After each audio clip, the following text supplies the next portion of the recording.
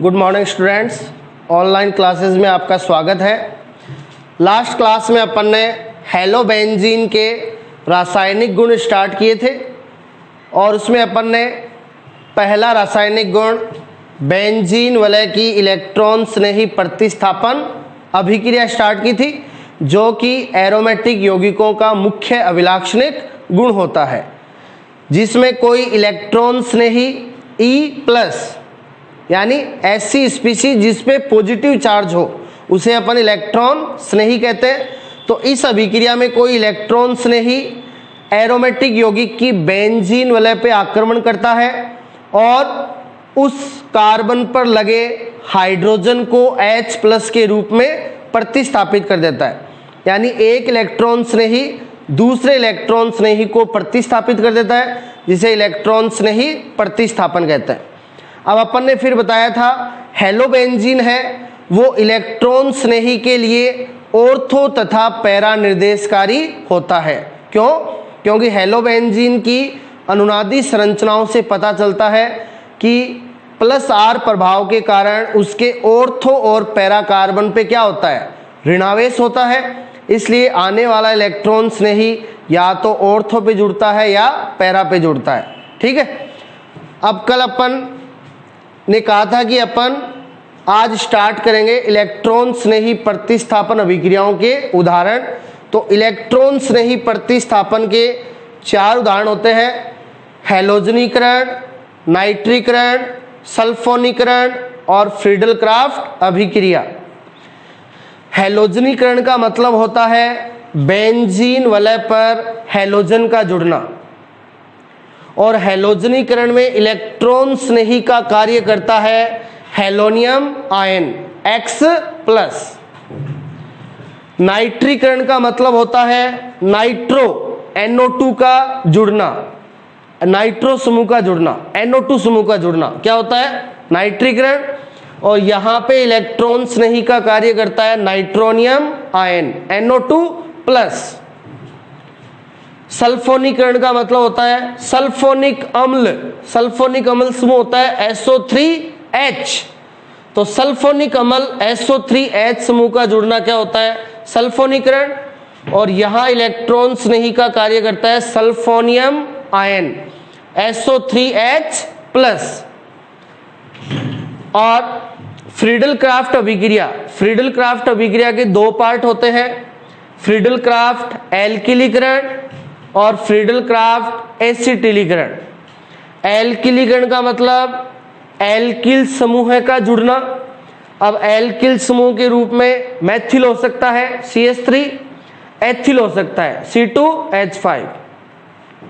अब एल्किल के रूप में मैथिल को जोड़ेंगे तो इलेक्ट्रॉन स्नेही का कार्य करेगा मैथिल कार्बोकेटायन, और एल्किल के रूप में एथिल को जोड़ेंगे तो इलेक्ट्रॉन स्नेही का कार्य करेगा एथिल कार्बोकेटायन। फ्रीडल क्राफ्ट का दूसरा पार्ट होता है एसिलीकरण, या इसे कह सकते हैं एसिटिलीकरण। इसका मतलब होता है एसिटिल समूह का जुड़ना। एसिटिल समूह क्या होता है, CH3C+O। इस समूह को क्या कहते हैं, एसिटिल। तो यहां पे इलेक्ट्रॉन स्नेही का कार्य करेगा एसिटिल कार्बोकेटायन। ठीक है। अब इनको अपन बारी बारी पढ़ेंगे, किसके लिए, हेलोबेंजीन के लिए। तो देखिए,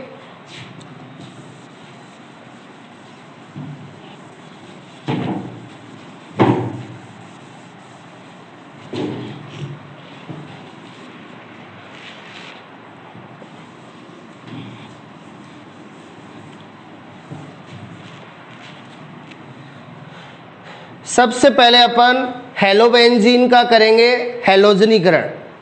तो हैलोजनीकरण का मतलब हैलोजन का जुड़ना बेंजीन वाले पे, और यहां इलेक्ट्रॉन्स नहीं होगा हैलोनियम आयन। तो देखिए,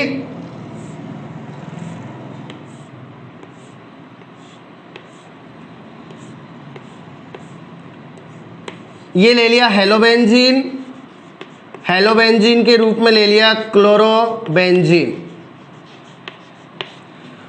अब हैलोजनीकरण कराना है तो क्रिया करवाएंगे हैलोजन के साथ, हैलोजन के रूप में ले लिया क्लोरीन।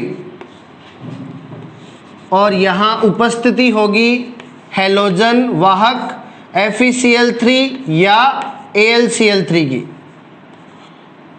FeCl3 या AlCl3 ये होते हैं लुईस अम्ल। ये यहाँ किसका काम करेंगे? ये यहाँ हैलोजन वाहक का काम करेंगे। ठीक है, अब इनके कारण इस हैलोजन में होगा विस्मास विखंडन। इनके कारण इस हैलोजन में क्या होगा? विस्मास विखंडन होगा।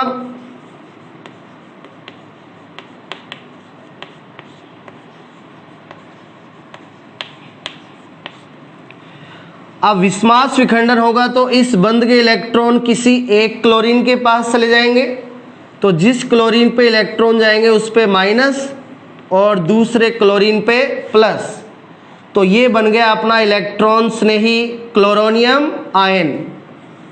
तो ये यहाँ अपना इलेक्ट्रॉन स्नेही हो गया Cl प्लस। इलेक्ट्रॉन स्नेही पे पॉजिटिव चार्ज होता है और Cl प्लस को अपन कहेंगे क्लोरोनियम आयन। अपन ने कहा था यहाँ इलेक्ट्रॉन स्नेही क्या बनेगा? हेलोनियम आयन। तो यहाँ पे हेलोजन क्लोरीन है तो ये हो गया क्लोरोनियम आयन। अब ये इलेक्ट्रॉन स्नेही के रूप में आक्रमण कर देगा हेलोबेंजीन के ऑर्थो और पैरा कार्बन पे। अपन ने कहा था हेलोबेंजीन इलेक्ट्रॉन स्नेही के लिए ऑर्थो तथा पैरा निर्देशकारी होता है। अब ये ऑर्थो पे अटैक करेगा तो ऑर्थो कार्बन के H प्लस को प्रतिस्थापित कर देगा और ये पैरा पे अटैक करेगा तो पैरा कार्बन के H प्लस को प्रतिस्थापित कर देगा। तो ये हो गया इलेक्ट्रॉन स्नेही प्रतिस्थापन। अब हेलोबेंजीन ऑर्थो तथा पैरा निर्देशकारी होता है, इसलिए उत्पाद कितने बनेंगे? 2 बनेंगे। एक तो ऑर्थो उत्पाद, तो यहां क्लोरोबेंजीन के ऑर्थो पे जुड़ जाएगा क्लोरीन, और दूसरा पैरा उत्पाद, यहां क्लोरोबेंजीन के पैरा पे जुड़ जाएगा क्लोरीन। ठीक है, तो ये प्राप्त होंगे। तो ये एक तो ऑर्थो डाइक्लोरोबेंजीन,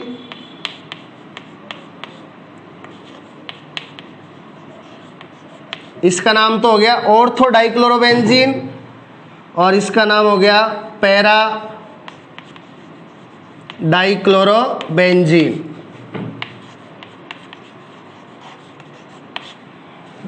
तो ये 2 उत्पाद बन गए, ऑर्थो डाइक्लोरोबेंजीन और पैरा डाइक्लोरोबेंजीन। अब ये जो यहां से H प्लस प्रतिस्थापित होगा ये Cl माइनस के साथ बना लेगा क्या? HCl। तो ये हेलोबेंजीन की इलेक्ट्रॉन स्नेही प्रतिस्थापन का पहला एग्जाम्पल हैलोजनीकरण।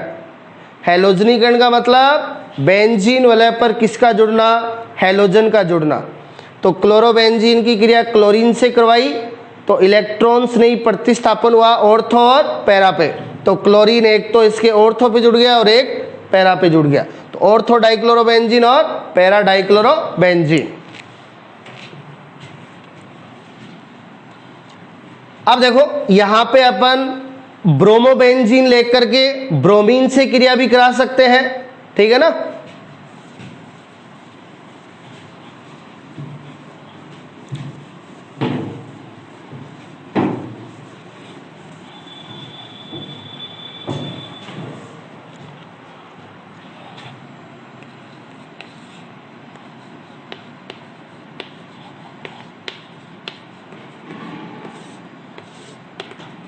अब अपन करेंगे नाइट्रीकरण। अब नाइट्रीकरण का मतलब होता है नाइट्रो समूह का जुड़ना। नाइट्रो होता है NO2। अब यहां इलेक्ट्रॉन स्नेही का कार्य करेगा कौन? Nitronium ion.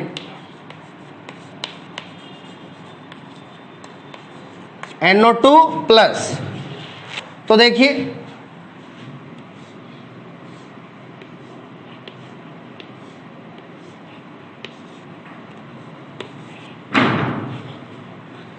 ये हेलोबेंजीन के रूप में ले लिया,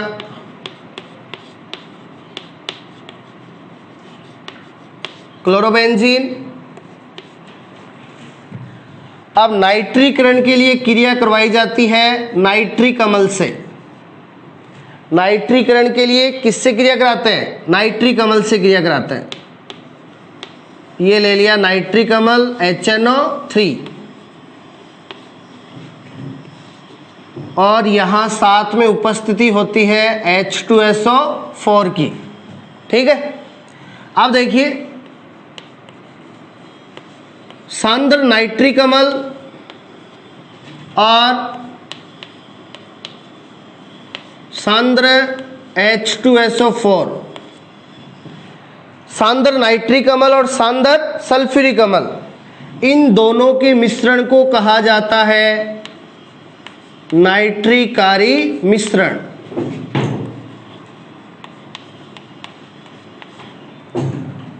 सांद्र नाइट्रिक अम्ल और सांद्र H2SO4, इन दोनों के मिश्रण को क्या कहते हैं? नाइट्रिकारी मिश्रण।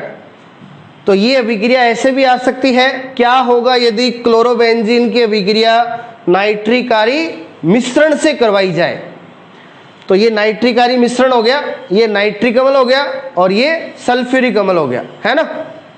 तो यहां अपन क्लोरोबेंजीन की अभिक्रिया करवा रहे हैं नाइट्रिकारी मिश्रण के साथ। तो ये जो मिश्रण है HNO3 और H2SO4, ये काम आता है नाइट्रीकरण के लिए, इसलिए इसको क्या कहते हैं? नाइट्रिकारी मिश्रण कहते हैं।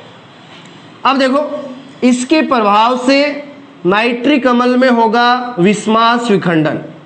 अब नाइट्रिक अम्ल को अपन ऐसे लिख सकते हैं OHNO2। नाइट्रिक अम्ल को इस प्रकार लिख सकते हैं OHNO2। ठीक है, नाइट्रिक अम्ल की संरचना इस प्रकार होती है।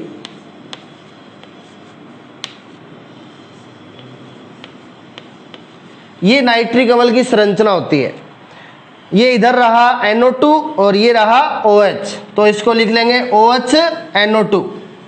यहां देखिए बंध है ऑक्सीजन और नाइट्रोजन के बीच। अब ऑक्सीजन और नाइट्रोजन में विद्युत ऋणता किसकी ज्यादा होती है? ऑक्सीजन की। तो इस बंध के इलेक्ट्रॉन ले लेगा कौन? ऑक्सीजन। तो OH पे आ जाएगा माइनस और NO2 पे आ जाएगा प्लस। तो OH पे माइनस आ गया, NO2 पे प्लस आ गया, विस्मास विखंडन हो गया। अब ये यहां बन गया NO2 प्लस, तो ये अपना यहां इलेक्ट्रॉन्स नहीं हो गया, NO2 plus nitronium ion. NO2 के लिए नाइट्रो और NO2 पे प्लस है इसके लिए ओनियम, तो ये हो गया नाइट्रोनियम आयन। अब ये नाइट्रोनियम आयन यहाँ इलेक्ट्रॉन स्नेही के रूप में क्लोरोबेंजीन के ऑर्थो और पैरा कार्बन पे आक्रमण कर देगा और यहाँ से प्रतिस्थापित करेगा H+ को। ठीक है, ऑर्थो पे जुड़ेगा तो ऑर्थो के H+ को प्रतिस्थापित कर देगा और पैरा पे जुड़ेगा तो पैरा के H+ को। तो देखिए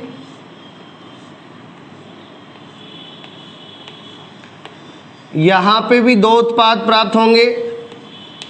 एक तो क्लोरोबेंजीन के ऑर्थो पे नाइट्रो लग जाएगा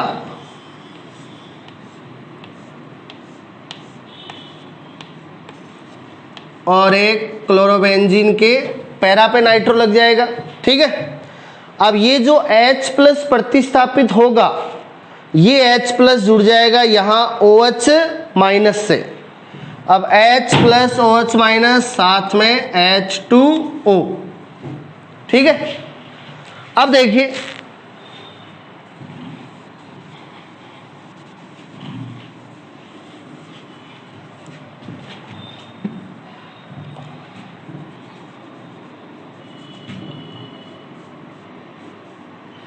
ये यहां नाइट्रिक अम्ल को अपन ने लिख लिया था OHNO2 और यहाँ विस्मास विखंडन द्वारा बंध के इलेक्ट्रॉन ले लिए थे किसने? ऑक्सीजन ने। तो OH पे माइनस, NO2 पे प्लस। ठीक है, NO2 प्लस ने इलेक्ट्रॉन स्नेही के रूप में आक्रमण कर दिया इसके ऑर्थो और पैरा पे। तो एक तो ऑर्थो पे नाइट्रो जुड़ गया और एक पैरा पे नाइट्रो जुड़ गया। अब देखिए इसका नाम तो हो जाएगा क्लोरोबेंजीन के ऑर्थो पे जुड़ा है नाइट्रो, तो ये तो हो जाएगा ortho nitro chlorobenzene, ortho nitro chlorobenzene. ठीक है, और इसका हो जाएगा पैरा नाइट्रो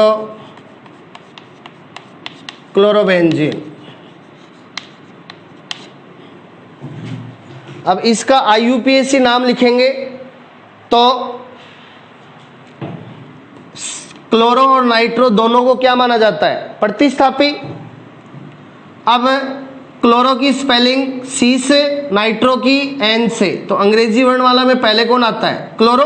तो क्लोरो वाले कार्बन को कम से कम नंबर मिलेगा 1 और नाइट्रो वाले को 2। तो इसका IUPAC नाम हो जाएगा 1 क्लोरो 2 नाइट्रो बेंजीन। हैलोजन और नाइट्रो दोनों को क्या माना जाता है? प्रतिस्थापी। तो क्लोरो की स्पेलिंग C से स्टार्ट होती है, नाइट्रो की N से। पहले कौन आता है? क्लोरो। तो अंकन करते समय क्लोरो को कम से कम नंबर मिलेगा। तो इसका 1 क्लोरो 2 नाइट्रो बेंजीन और इसका हो जाएगा 1 क्लोरो वाला 1 नंबर, 2 3, यहाँ नाइट्रो है 4 पे, तो 1 क्लोरो 4 नाइट्रो बेंजीन। ठीक है,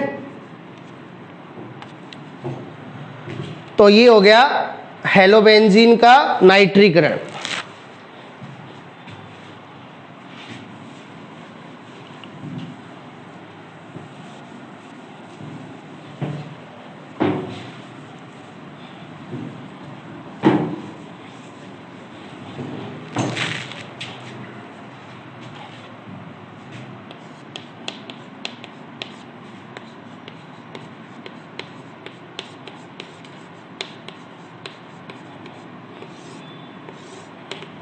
अब अपन करेंगे हेलोबेंजीन का सल्फोनीकरण। अब सल्फोनीकरण का मतलब होता है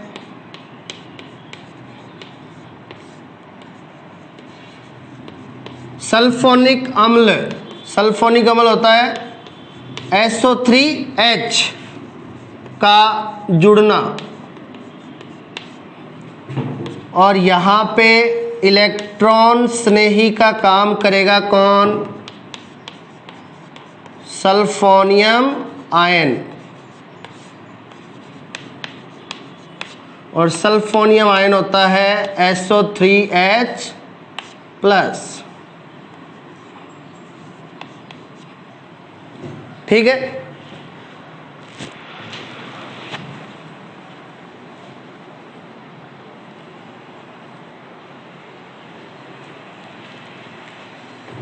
अब देखिए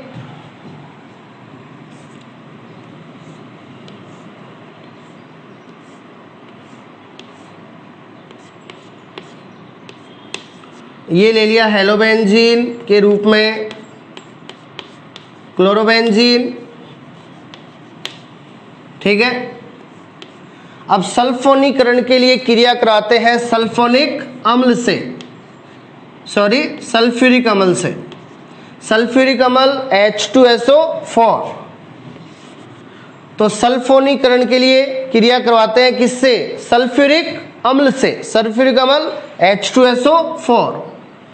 अब सल्फ्यूरिक अम्ल को लिख लेंगे इस प्रकार से OHSO3H। सल्फ्यूरिक अम्ल को इस प्रकार से लिख सकते हैं OHSO3H, H2SO4 यही। अब यहां बंद है ऑक्सीजन और सल्फर के बीच। अब ऑक्सीजन और सल्फर में विद्युत ऋणता ज्यादा होती है किसकी? सल्फर और ऑक्सीजन में विद्युत ऋणता ज्यादा होती है ऑक्सीजन की।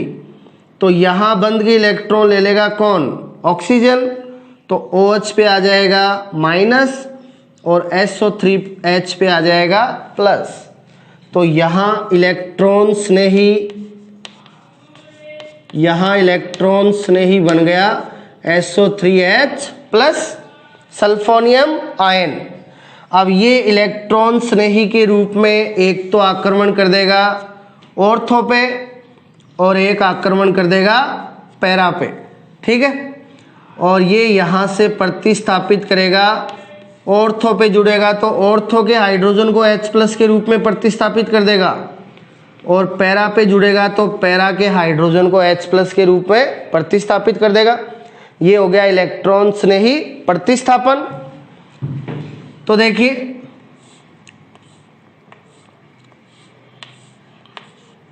एक तो क्लोरोबेंजीन के ऑर्थो पे जुड़ जाएगा सल्फोनिक अम्ल समूह SO3H, और एक क्लोरोबेंजीन के पैरा पे जुड़ जाएगा सल्फोनिक अम्ल समूह SO3H। ये दो उत्पाद प्राप्त होंगे। अब जो H प्लस प्रतिस्थापित होगा वो OH माइनस के साथ बना लेगा H2O। अब देखिए इन दोनों उत्पादों के नाम लिखेंगे। देखिए यहां बेंजीन पे दो समूह जुड़े हुए हैं, एक तो क्लोरो और एक सल्फोनिक अम्ल। क्लोरो को माना जाता है प्रतिस्थापी और सल्फोनिक अम्ल समूह को माना जाता है क्रियात्मक समूह है ना। अब नामकरण में क्रियात्मक समूह आता है लास्ट में और प्रतिस्थापी समूह आता है सबसे पहले, है ना।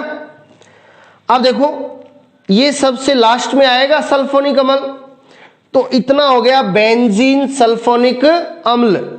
इतना क्या है? बेंजीन सल्फोनिक अम्ल, और इसके ऑर्थो पे लगा है प्रतिस्थापी क्लोरो, तो इसका नाम हो गया ऑर्थो क्लोरो बेंजीन सल्फोनिक अम्ल।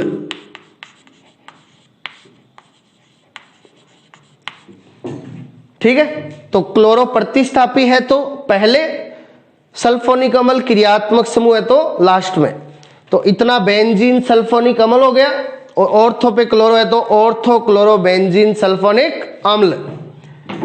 अब यहां पे इतना हो गया बेंजीन सल्फोनिक अम्ल, और इसके पैरा पे है क्लोरो, तो ये हो जाएगा पैरा क्लोरो बेंजीन सल्फोनिक अम्ल। तो क्लोरोबेंजीन का सल्फोनीकरण करवाएंगे तो ये दो उत्पाद प्राप्त होंगे, ऑर्थो क्लोरोबेंजीन सल्फोनिक अम्ल और पैरा क्लोरोबेंजीन सल्फोनिक अम्ल। तो ये सल्फोनीकरण हो गया, सल्फोनिक अम्ल SO3H समूह का जुड़ना।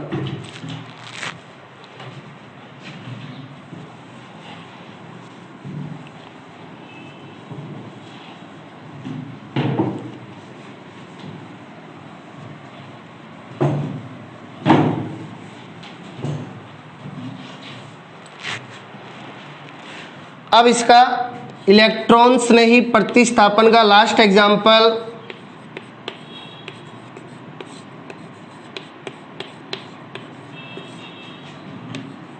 फ्रीडल क्राफ्ट अभिक्रिया। अब देखिए फ्रीडल क्राफ्ट अभिक्रिया है वो निर्जल AlCl3 की उपस्थिति में होती है। फ्रीडल क्राफ्ट अभिक्रिया किसकी उपस्थिति में होती है? निर्जल AlCl3। अब निर्जल AlCl3 को कहा जाता है फ्रीडल क्राफ्ट अभिकर्मक।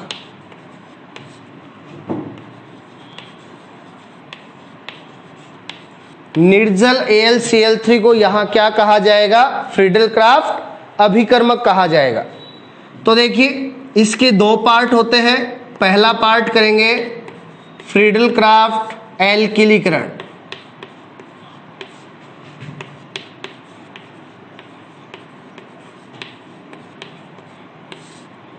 ठीक है। अब एल्किलीकरण का मतलब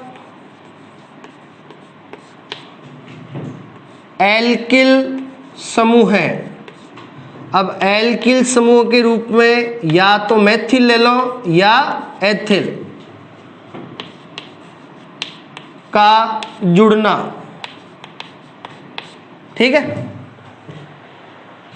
अब देखो मेथिल होगा तो इलेक्ट्रॉन स्नेही के रूप में बनेगा मेथिल कार्बोकेटायन, और एथिल होगा तो इलेक्ट्रॉन स्नेही एथिल कार्बोकेटायन। तो देखिए एल्किलीकरण किसी का भी करवाना हो, क्रिया करवाते हैं एल्किल हैलाइड से।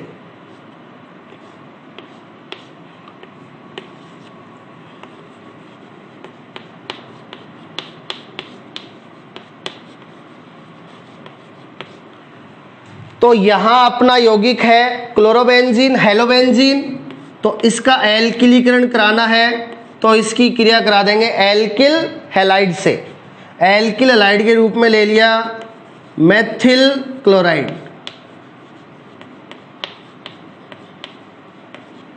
ठीक है। अब फ्रीडल क्राफ्ट अभिक्रिया है तो उपस्थिति निर्जल AlCl3, ठीक है।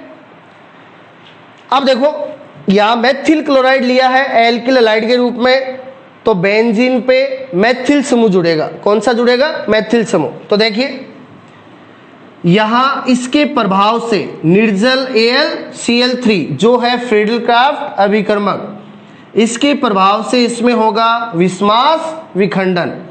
इस बंध के इलेक्ट्रॉन ले लेगा कौन? क्लोरीन, क्योंकि क्लोरीन की विद्युत ऋणता कार्बन से अधिक होती है, तो Cl पे आ जाएगा माइनस और CH3 पे आ जाएगा प्लस। तो ये बन गया इलेक्ट्रॉन स्नेही मेथिल कार्बोकेटायन। तो यहाँ इलेक्ट्रॉन स्नेही के रूप में होगा CH3 प्लस मेथिल कार्बोकेटायन, ठीक है। अब ये इलेक्ट्रॉन स्नेही के रूप में एक तो क्लोरोबेंजीन के ऑर्थो पे अटैक कर देंगे और एक क्लोरोबेंजीन के पैरा पे अटैक कर देंगे। यहां से प्रतिस्थापित करेंगे H+ को, तो क्लोरोबेंजीन के ऑर्थो और पैरा पे मेथिल जुड़ जाएगा। तो ये क्या हो गया? फ्रीडल क्राफ्ट एल्किलीकरण। तो देखिए ऑर्थो उत्पाद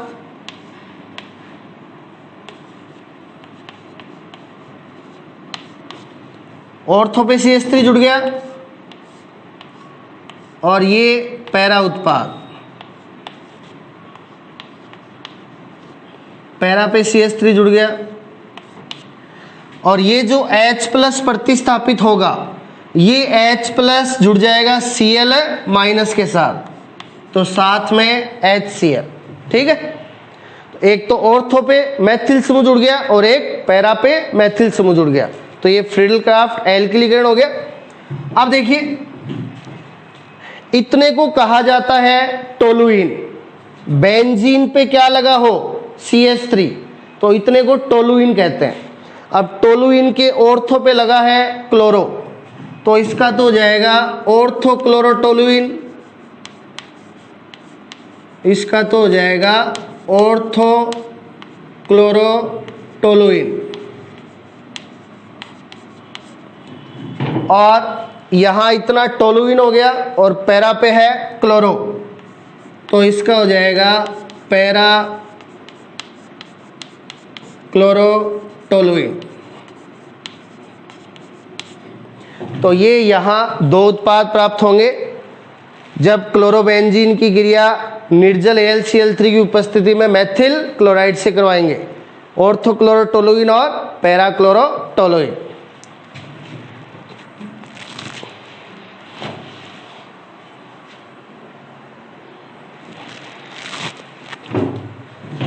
अब अपन इसका दूसरा पार्ट करेंगे,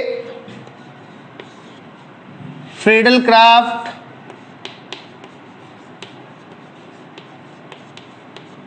एसिलीकरण। अब एसिलीकरण का मतलब है एसिटिल समूह का जुड़ना, अब एसिटिल समूह होता है CH3 डबल बॉन्ड O। ठीक है, तो देखिए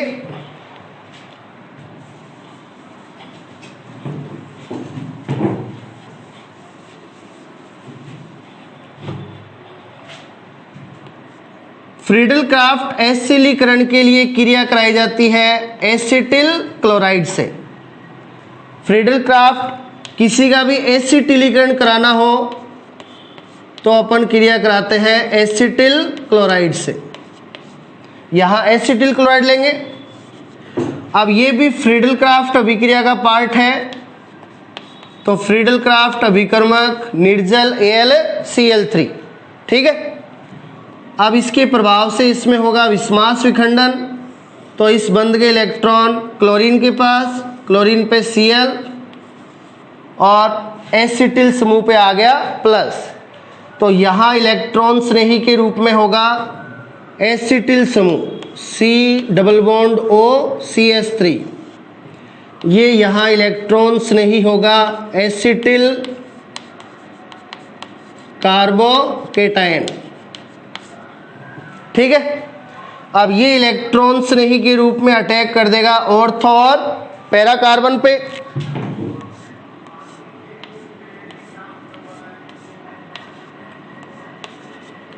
तो एक तो ऑर्थो पे जुड़ जाएगा एसिटिल समूह C double bond O CH3।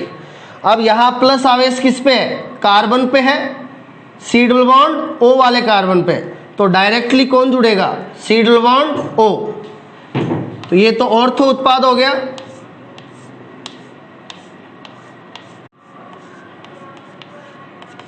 और ये पैरा पे एसिटिल जुड़ गया, तो ये पैरा उत्पाद हो गया। ठीक है, और ये जो H प्लस निकलेगा वो Cl माइनस के साथ बना लेगा HCl।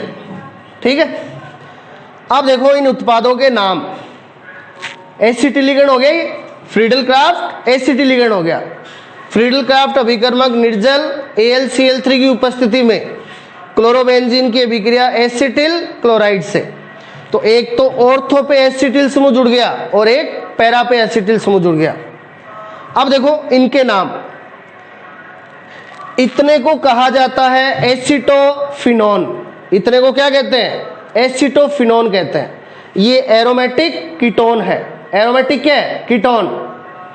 इतने को कहा जाता है एसिटोफिनोन। इसके ऑर्थो पे लगा है क्लोरो, तो इसका नाम हो गया ortho chloro acetophenone.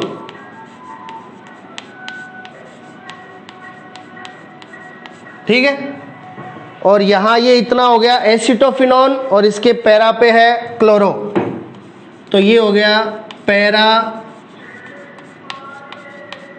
Chloro acetophenone. ठीक है, तो फ्रीडल क्राफ्ट एसिटिलीकरण करवाएंगे तो क्लोरोबेंजीन से बनेगा ऑर्थो क्लोरो एसिटोफिनोन और पैरा क्लोरो एसिटोफिनोन। तो ये इलेक्ट्रॉन स्नेही प्रतिस्थापन अभिक्रिया है हेलोबेंजीन की, वो कंप्लीट है। अगली क्लास में अपन करेंगे हेलोबेंजीन की धातुओं से क्रिया। Thank you.